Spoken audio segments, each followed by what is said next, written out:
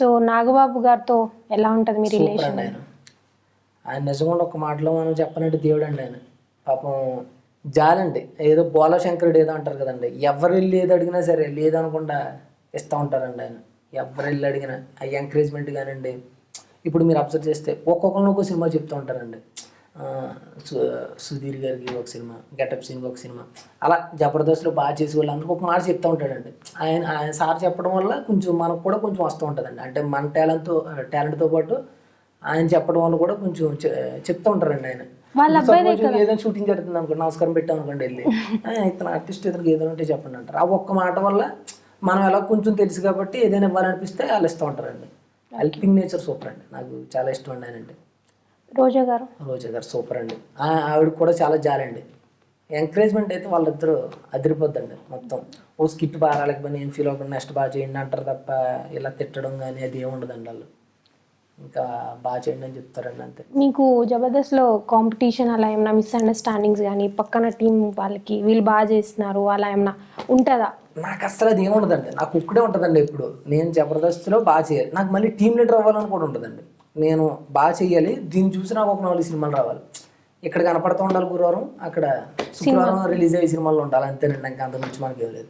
ఎందుకు team leader అవ్వాలని లేదు? టీం లీడర్ వాళ్ళు ఇస్తారని నాకు నమ్మకం ఉంది. వాళ్ళు ఇస్తే చేస్తాను, వాళ్ళు ఇవ్వకపోయినా కూడా నాకు పర్లేదు. ఎందుకంటే నేను జబర్దస్త్ అనేది టీం లీడర్ కంటెస్టెంట్ అని ఏముండదు. నా లెక్క ప్రకారం ఎవడైతే బాగా చేస్తున్నాడో ఆడనే గుర్తుపెట్టుకుంటారు తప్ప వాడు టీం లీడర్ కంటెస్టెంట్ అని జనాలకు ఉండదు నా లెక్క ప్రకారం. ఎందుకంటే 12 టీంలని జనాలు గుర్తుపెట్టుకుంటారు లేదు నాకు తెలియదు, కానీ ఆ 12 టీంలు ఎవడైతే బాగా చేస్తున్నాడో అని డెఫినెట్గా జనాలు గుర్తుపెట్టుకుంటారండి. అది మీకు థియేటర్లోనే తెలిసిపోతుంటుందండి. ఆ క్యారెక్టర్ ఎవడైతే వచ్చాడో వచ్చినప్పుడు అరిసేస్తుంటారు థియేటర్, రిఫ్లెక్షన్ ఏరు ఉంటుందండి. అది ఉంటే చాలండి మనం. ఉంటుంది కదా, అంటే మీకు రైటర్ అవ్వాలని కానీ అలాంటి అన్న?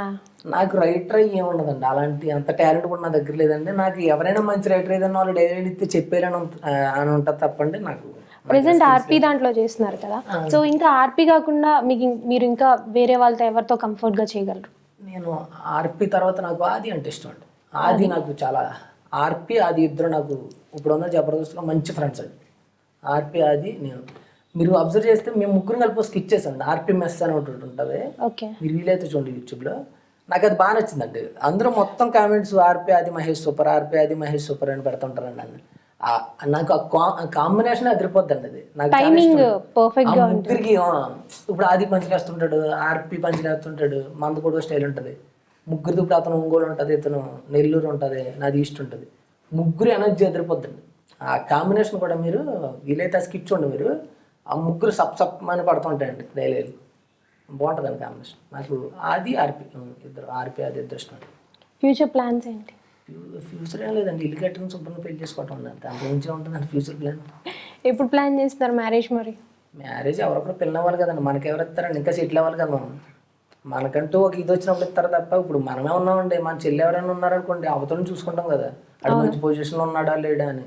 ఆడు మంచి పొజిషన్లో ఉంటే మనం ఇస్తాం, మనం ఇవ్వలేనప్పుడు ఆడు మాత్రం మనకి ఎందుకు ఇస్తారు, మనకు కూడా మంచి పొజిషన్ రావాలి. కాబట్టి నాకు ఎందుకు వస్తుందని నమ్మకం ఉందండి. ఇప్పుడే కొంచెం గ్రోత్ స్టార్ట్ అవుతుంది, ఫ్యూచర్లో మనం మంచి కమెడియన్ అవుతామేమో అని అనిపిస్తుంది. ఇంకా మూవీస్లో ఇంకా వేరే ప్రోగ్రామ్స్ ఏమైనా చేస్తున్నారా జబర్దస్త్ కాకుండా? జబర్దస్త్ తప్ప ఇంకేం చేయట్లేదు. గెటప్ సీను, పటాసు ఇవన్నీ చేస్తున్నారు కదా, డిఫరెంట్. నాకు ఎందుకో నేను చెప్పే కదండి, నాకు జబర్దస్త్ చేసుకుంటూ సినిమా చేయాలండి అంతే. నాకు ఇంకా షోల్లో కనపడాలి ఏమో, నాకు అంటే హోస్ట్ కింద అది నాకు చేయాలని లేదండి. నన్ను 2-3 అడిగారు కానీ నాకు ఎందుకో అంత, నాకు ఈ షో చేసుకుంటా దీన్ని బట్టి ఒక 4 సినిమాలు చేసుకుంటా అలా వెళ్ళిపోతే చాలండి. అంటే నేను సినిమాలు దాని గురించి వచ్చాను, నాకు జబర్దస్త్ లైఫ్ ఇచ్చింది కాబట్టి లైఫ్ ఇచ్చింది జబర్దస్త్.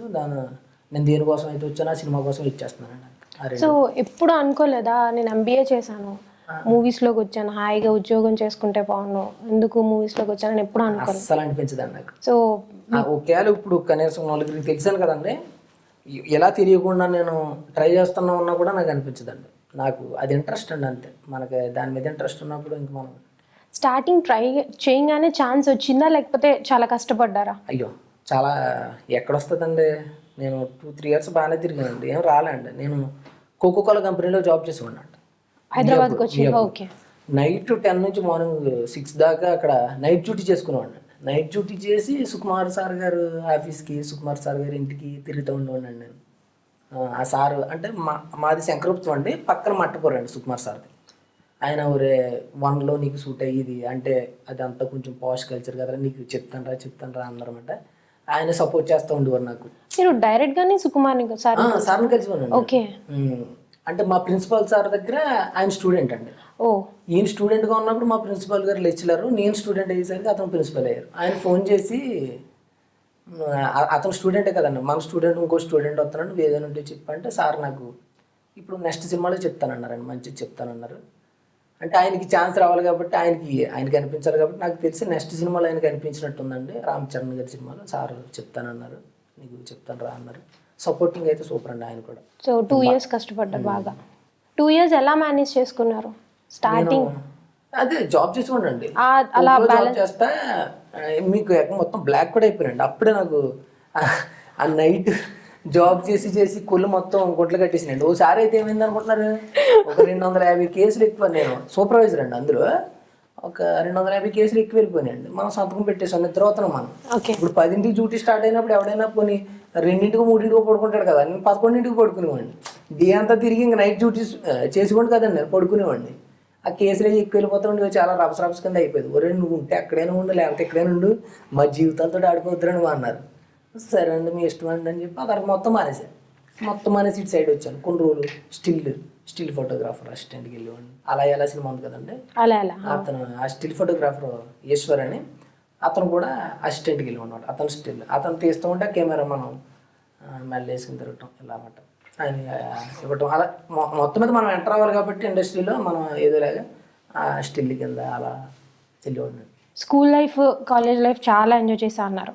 స్కూల్ లైఫ్లో ఉంటుంది కదా లవ్, స్కూల్లో లవ్ ఎందుకు ఉంటుంది? ఎందుకు ఉండదండి, 8th ఉంటుంది కదా, ఒక అమ్మాయిని చూస్తూ ఆ అమ్మాయి పక్కనే కూర్చోవడం అలా ఉంటుంది కదా.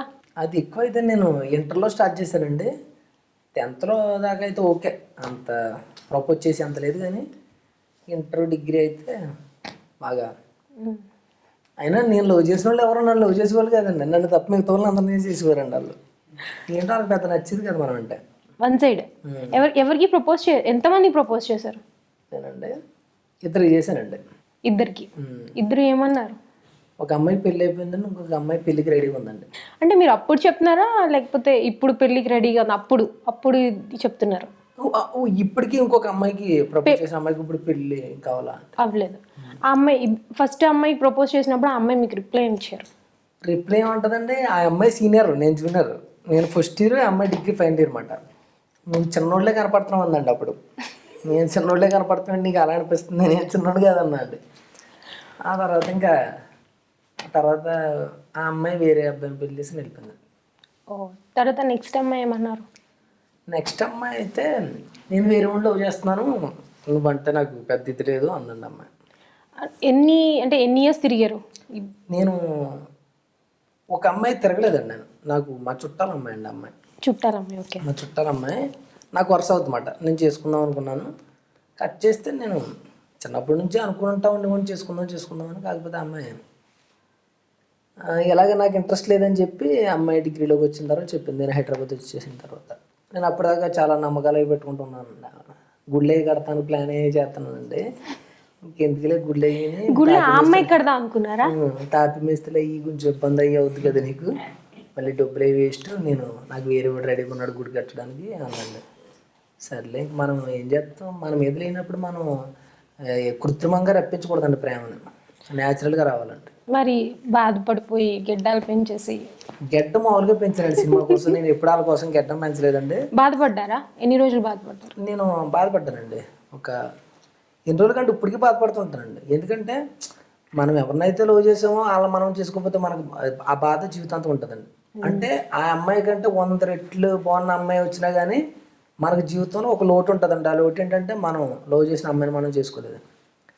ఇంకెప్పటికైనా ఇప్పుడు దానికంటే గొప్పది రావచ్చు, దానికంటే తక్కువ రావచ్చు, దాని అంతే రావచ్చు, కానీ అది రాదు కదా, ఇంకంతే అండి. కొంచెం బాధపడ్డాను. తర్వాత హైదరాబాద్లో ఎవరు నచ్చలే? నాకు అసలు నచ్చరండి. అంటే నచ్చడం అంటే ఉందండి, అలా ఒక 6 నడుచుకుంటూ వెళ్తుంటే ఒక అమ్మాయి పోతే బాగుంది అనుకుంటాను తప్ప నాకు వెళ్ళి ప్రపోజ్ చేయాలి ఏమనిపించుకోండి. నేను వదిలేశానండి. ఇంట్లో లేదని మన సంబంధం చూపించే చేసుకుందామని ఫిక్స్ అయిపోయానండి. ఓన్లీ టార్గెట్ అండి. ఇంట్లో వదిలేశారు? ఎవరు నన్నండి? నన్ను ఏం వదిలేదు అంటే చూస్తున్నారండి. ఇంట్లో మిమ్మల్ని వదిలేయలేదు అంటే మీ డెసిషన్ ఇంట్లో వాళ్ళకి వదిలేశారు అంటే ఇంట్లో వాళ్ళకి వదిలితేనే బెటర్ అండి. అలా అంటే కొంచెం అటు నాలుగు ఇటు నాలుగు ఆలోచించి చూస్తారు కాబట్టి మనం అనుకో రాంగ్ స్టెప్స్ వేస్తాం. మెయిన్ స్టెప్ అయితే పర్లేదు కానీ రాంగ్ స్టెప్ వేయకూడదండి. మెయిన్ స్టెప్ అయితే నలుగురు అరుస్తారు, రాంగ్ స్టెప్ అయితే మనం అరాల తర్వాత. ఏమైనా రిక్వైర్మెంట్స్ ఉన్నాయా? అమ్మాయి ఇలా ఉండాలి, బాగా చదువుకోవాలి? వద్దురండి, అంత ఏం అవసరం లేదండి. మనం యావరేజ్గానే ఉన్నాం కాబట్టి ఆ అమ్మాయి కూడా యావరేజ్గా ఉంటే చాలు. మనం ఏమన్నా పెద్ద మహేష్ బాబు గారిలో ఉంటే పోనీ మనం ఏమైనా ఎక్స్పెక్ట్ చేయొచ్చు కానీ పేరే మహేష్ అండి, అది నాకు అంత లేదండి. కొంచెం పద్ధతిగా ఉంటే చాలండి. లక్ష్మీదేవిలే అంతే, లక్ష్మీ ఉన్నా లేకపోయినా కూడా పర్లేదు అమ్మాయి దగ్గర. సో బాగా చూసుకుంటే, మిమ్మల్ని మీ ఫ్యామిలీని బాగా చూసుకుంటే చాలు. నేను చూసుకుంటానండి బాగా, నన్ను నేను చూసుకోక్కర్లేదు కానీ మంచిగా ఉంటే సరిపోతుంది. 6 ప్యాక్ ఏమైనా చేద్దాం అనుకుంటున్నారా? అంటే 6 ప్యాక్ అంటే నాకు నెగిటివ్ రోల్స్ అంటే బాగా ఇష్టం అండి. కొన్ని రోజులు కమెడియన్గా కొంచెం బిజీ అయిపోయిన తర్వాత కొన్ని రోజుల తర్వాత కామెడీ అనేది కూడా కొన్ని రోజుల తర్వాత కొంచెం తగ్గచ్చు కాబట్టి ఫ్లో అప్పుడు నేను కొంచెం 6 ప్యాక్ చేసి విలన్గా ట్రై చేద్దాం అనుకుంటున్నాను. నెగిటివ్ రోల్స్ విలన్గా చేయగలరన్న నమ్మకం ఎందుకంటే నమ్మకం ఉంది కాబట్టి ఇక్కడ దాకా వచ్చాను, లేకపోతే ఊర్లో ఉంటాం కదండి. డెఫినెట్గా చేస్తానండి. అప్పుడు కావాలంటే కొంచెం నాది కామెడీ వాయిస్ కాబట్టి డబ్బింగ్ వేరే వాళ్ళు చేస్తాం, ప్లాన్ చేద్దామండి. కొంచెం డబ్బింగ్ ఆర్టిస్టులు బాగా బేస్గా 6 ప్యాక్ ట్రై చేసి కొంచెం హైట్ ఉంది కాబట్టి అప్పటిదాకా మనం కామెడీకి వెళ్దామండి.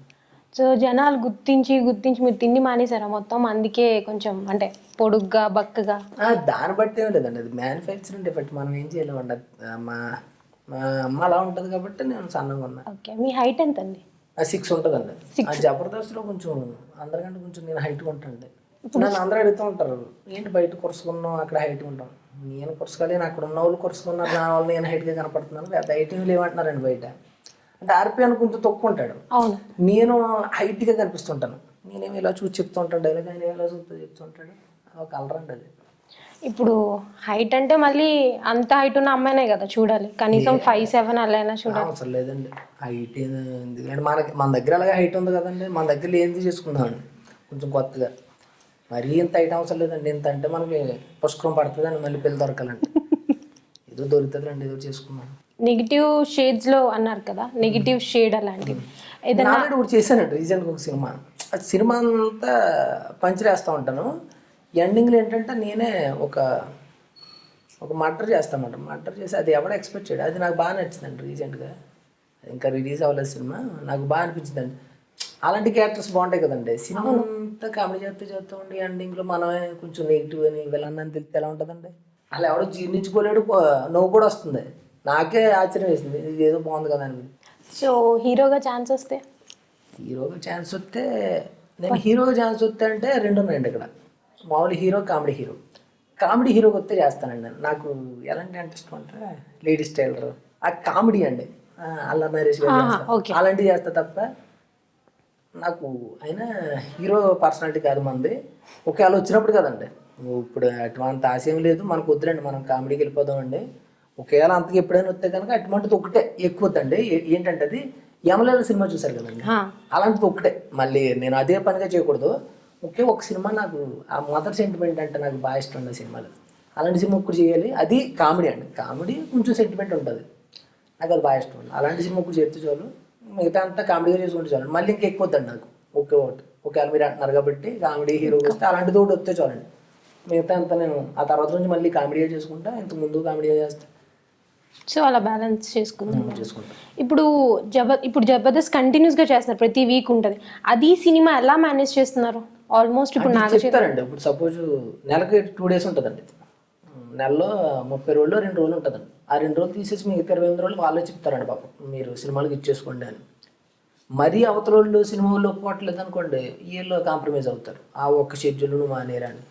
మరీ ఇక్కడ కుదరట్లేదు అనుకోండి, వాళ్ళని కాంప్రమైజ్ చేసుకోవాలి అంతండి. ఆన్లైన్లో బ్యాలెన్స్ చేసుకుంటే సరిపోతుంది. మనకి ఎంతంటే నెలకి 2 రోజులు అంటే సినిమా వాళ్ళకి కూడా పెద్ద ఇబ్బంది కదండి. అవును, ఇప్పుడు 4 రోజులు డేట్స్ ఒక సినిమాకి ఇచ్చేసామండి, మనకు ఒక 2 days ఇచ్చేయండి, నేను జబర్దస్త్ చేసుకున్నాను, ఈ సినిమా రావడానికి కారణం నాకు జబర్దస్తే కదంటే వాళ్ళే మనకి ఇచ్చేసి పంపిస్తారండి. సో చాలా క్యారెక్టర్స్ చేశారు కదా, ఆల్మోస్ట్ 60 movies. అందులో గుర్తింపొచ్చినవి ఉన్నాయి, ఒక 12-11 ఉన్నాయి. అందులో బాగా మీకు నచ్చిన క్యారెక్టర్? బాగా నాకు శతమానం భవతి నచ్చిందండి. అంటే కామెడీ పరంగా శతమానం భవతి నచ్చింది. నాకు ఎమోషన్ పరంగా నాకు లోఫరు చిరంజీవి గారు ఓకే. నాకు ఒక మనసు బాగా నచ్చిందండి. ఒక మనసు అంటే ఆ సినిమా పెద్ద హిట్ అవ్వకపోవచ్చు, కానీ నాకు ఆ క్యారెక్టర్ చాలా ఫీల్ గుడ్ మూవీ. చాలా నాకు బాగా నచ్చిందండి ఆ క్యారెక్టర్. ఎందుకంటే ఒక ఊర్లో ఒక పొలిటీషియన్ ఒక నమ్ముకుని అలా తిరుగుతూ ఉంటాడు ఒక సీటు కోసం. ఆ తర్వాత ఆడు తిరిగిన తర్వాత అంతా వాడికి లాస్ట్ ఆడికి సీట్ ఇవ్వకుండా ఇంకొకటికి ఇస్తూ ఉంటారు. నాకు అది బాగా అనిపించింది. ఒక యువ రాజకీయ నాయకుడిగా క్యారెక్టర్ నాకు బాగా అనిపించింది. ఎందుకంటే నేను ఊర్లో చూశానండి. ఊర్లో చూడటం ఏంటంటే మన అందరి ఊర్లోనే ఉంటూ ఉంటారు కదా పాపం. ఒకళ్ళు నమ్ముకుని తిరుగుతూ ఉంటారు. నైట్కి నైట్ వీటికి కాకుండా వేరే ఊరికి వెళ్తుంటుంది. ఆడి స్ట్రగుల్ ఎలా ఉంటుంది అన్నది నాకు ఆ క్యారెక్టర్ నచ్చింది. శతమానుభూతి. లోఫర్లో నాగబాబు గారు ఏమన్నా చెప్పారు సార్ అంటే చెప్పారండి ఒక మాట. ఆయన ఒక మాట చెప్పారు, వీడు బాగా చేస్తాడు కొంచెం చూడండి అంటే పూరి సార్ కూడా పెట్టారండి. నాకు చాలా హ్యాపీ అనిపించింది. ఎందుకంటే లోఫర్ చేస్తున్నప్పుడు ఒక పూరి జగన్నాథ్ గారు లాంటి డైరెక్షన్లో నేను చేయటం నాకు చాలా హ్యాపీ అనిపించిందండి. ఎందుకంటే ఒక డైలాగ్ ఇచ్చారండి నాకు. ఒక డైలాగ్ ఇస్తే లక్ష్మమ్మ బలింటి కొడుకుని కన్నా లోపల ఉంటే చాలని ఒక డైలాగ్ ఉంటుంది. అది సినిమా థియేటర్లో ఉండగా అదే ట్రైలర్ పడిందండి. నాకు చాలా హ్యాపీ అనిపించింది. అవును, ఎక్కువసార్లు నోటీస్ అవుతారు. ప్రిన్స్ హీరో వరుణ్ తేజ్ గారి సినిమాలో నాకు కూడా ఒక డైలాగ్ ప్రోమో పడేసరికి అది థియేటర్లో సినిమా ఆడుతుంటే మనకి టీవీ నైన్లో అదే పడిందండి. హీరో గారు అలా కర్ర ఇస్తారు, నేనేమో ఇలాంటి కొడుకు ఒకరు ఉంటే చాలు ఎరగొట్టాడు అంటాను. నాకు బాగా నచ్చిందండి. నాకు ఆయన బాగా సపోర్ట్ అండి. ఆయన కూడా బాగా మాట్లాడడం కానీ అది కానీ చాలా డౌన్ టు ఎర్త్ బాగా మాట్లాడతారు. ఆయన కూడా వేరే సినిమాల్లో ఏదైనా షూటింగ్ జరుగుతున్నప్పుడు అయితే ఆయన కూడా పరిచయం చేస్తారండి. ఇలాగా ఆర్టిస్ట్ ఏదైనా ఉంటే చెప్పండి, ఆయన బాగా ఎంకరేజ్ చేస్తారండి ఆయన కూడా.